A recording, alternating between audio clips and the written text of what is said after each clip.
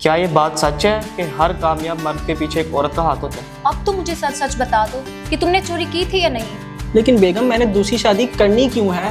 यार तुम्हारे कपड़े इतने साफ और चमकदार कैसे होते हैं कि 2000 से ज्यादा लोग जनाजे में शरीक थे। शादी से पहले तुम मुझे बेबी डॉल कहते थे।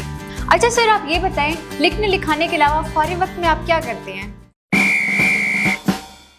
अगर मियाँ बीवी का झगड़ा हो जाए तो शौहर को चाहिए कि जूता उठाए और बाहर निकल जाए। सॉरी, जो आप सोच रहे हैं उसके लिए बड़ी हिम्मत चाहिए।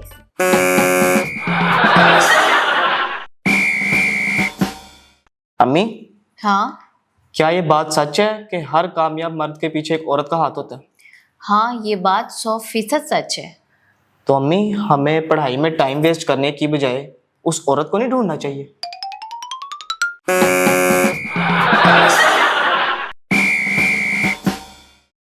अम्मी, मुझे डॉक्टर के पास ले जाएं। अल्लाह खैर करे, क्या हुआ है? अम्मी, मेरी नींद बहुत खराब हो गई है।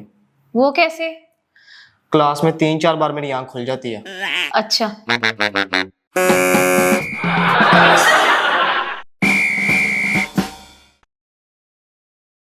बहुत शुक्रिया वकील साहिबा, आपने मुझे सजा से बचा लिया। हाँ बचा तो मैंने लिया है, लेकिन कम से कम अब तो मुझे सच सच बता दो कि तुमने चोरी की थी या नहीं। आपके दलाइल सुन के मुझे भी यकीन हो गया कि मैंने चोरी नहीं की थी।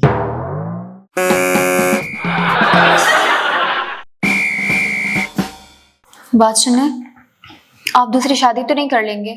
नहीं, क्यों? पता नहीं, मुझे हर वक्त यही डर लगा रहता है कि कहीं आप दूसरी शादी ना कर लें। मैं तो रातों को सो भी नहीं सकती। लेकिन बेगम मैंने दूसरी शादी करनी क्यों है? मुझे पता है आपने दूसरी शादी नहीं करनी, लेकिन मैं अपने खौफ का क्या करूं? क्या किसी तरीके से मेरा ये खौफ खत्म हो सकता है? तरीका तो एक है। तुम्हारा खौफ खत्म करने के लिए मैं दूसरी शादी कर लेता हूँ। हाँ,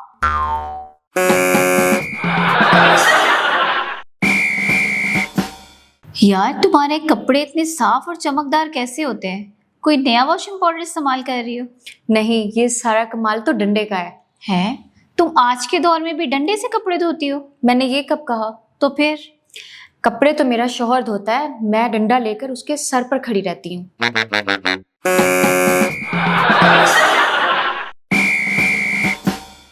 जो लड़कियां चाहती हैं कि शादी के बाद उनकी सास ही घर के काम करे, उन्हें चाहिए कि वो घर में काम करने वाली मासी के लड़के से शादी कर लें।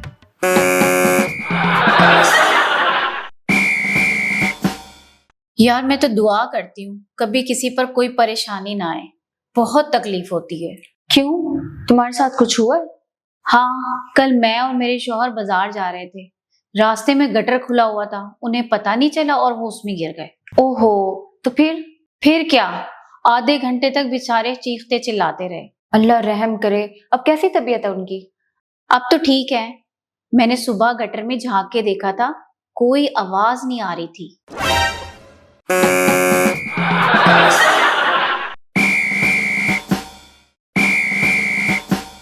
यार तुम्हारे हस्बैंड की डेथ का बहुत अफसोस हुआ। अल्लाह बख्शे, बहुत अच्छा इंसान था। सही कहा, मोहल्ले वाले भी बता रहे थे कि 2000 से ज्यादा लोग जनाजे में शरीक थे। फिर तो बहुत बड़ा जनाजा होगा। हाँ, काश वो जिंदा होता तो अपना इतना बड़ा जनाजा देखकर बहुत खुश होता। हाँ,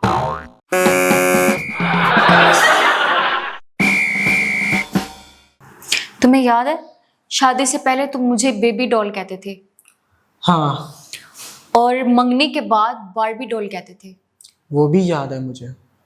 अब तुम्हारा दिल नहीं करता मुझे कोई डॉल कहने को? एक डॉल कहने को बहुत दिल करता है।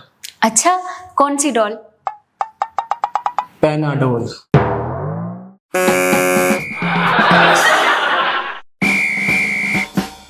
बेगम, डॉक्टरों ने मुझे जवाब दे दिया, इसलिए मेरी वसीयत गौर से सुन लो।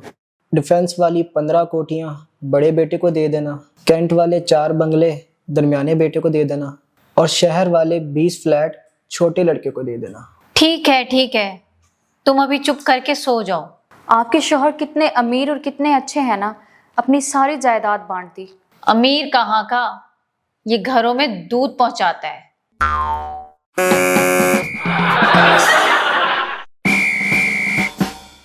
सर, आप इतने बड़े शायर हैं, बहुत खुशी हुई आपसे मिलकर। शुक्रिया, नवाजिश। अच्छा सर, आप ये बताएं, लिखने लिखाने के अलावा फारिग वक्त में आप क्या करते हैं? जी मुझे पेंटिंग का बहुत शौक है। अरे वाह, तो फिर दिखाएं ना अपनी पेंटिंग्स। ये देख रही हैं, ये सारी दीवारें मैंने ही पेंट की है।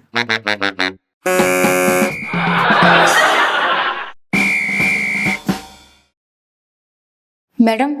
हाँ मैडम, आपने मेरी ड्यूटी लगाई थी कि अखबार में जहां भी बीज बोने की खबरें आए मैं आपको बताऊं। बिल्कुल, तो आई कोई खबर? जी मैडम, ये फ्रंट पेज पर खबर आई है कि इंडिया अफगानिस्तान में नफरत के बीज बो रहा है।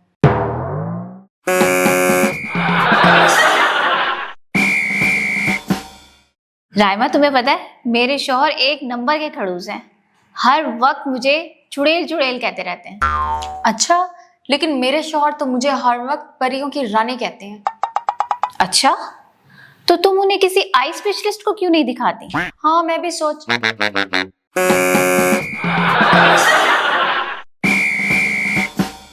जी वकील साहिबा, मैं अपनी बीवी को तलाक देना चाहता हूँ, कितना खर्चा हो जाएगा? 10,000 मेरी फीस, 10,000 कानूनी फीस, कुछ और भी मिल मिला के 50,000 खर्चा हो जाएगा। 50,000? लेकिन इतना खर्चा तो मेरी शादी में भी नहीं हुआ था। 5,000 निकाह का को दिए थे और 1,000 रुपए की मिठाई आई थी और बाकी 2,000 में सबको चाय पिला दी थी। तो देख लिया ना सस्ते कामों का नतीजा।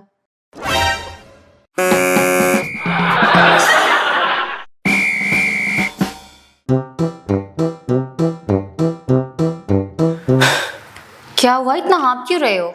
बेगम, मैंने आज पूरे 20 रुपए की बचत की है। वो कैसे? मैं बस में बैठने की बजाय बस के पीछे पीछे भागते हुए आया हूँ। कर देना बेवकूफी, रिक्शे के पीछे भागते तो पूरे 300 की बचत होती।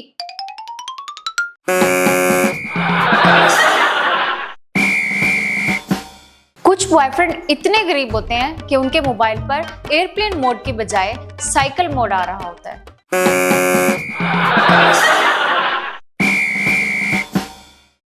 बेगम, बेगम। हाँ जी। मैं बेडरूम का दरवाजा रंग करने लगा। तो मेरा दूसरा कोट लेकर आओ। दूसरा कोट? कोट तो तुमने पहना हुआ है, दूसरा कोट क्यों चाहिए? डब्बे पर लिखा हुआ है अच्छा रंग करने के लिए 2 कोट जरूरी हैं।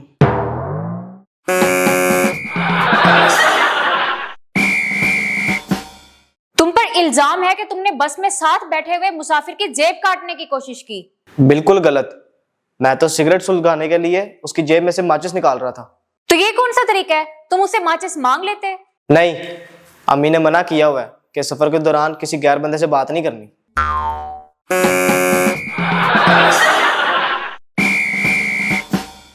तुम्हें पता है, जब मैं इम्तिहान में पास हुई थी मेरे अब्बू ने मुझे 5,000 दिए थे। बस, ये तो कुछ भी नहीं। क्यों? मैं तो फेल हो गया था, फिर भी मेरे अब्बू ने मुझे 1.5 लाख का रक्षा लेके दिया था।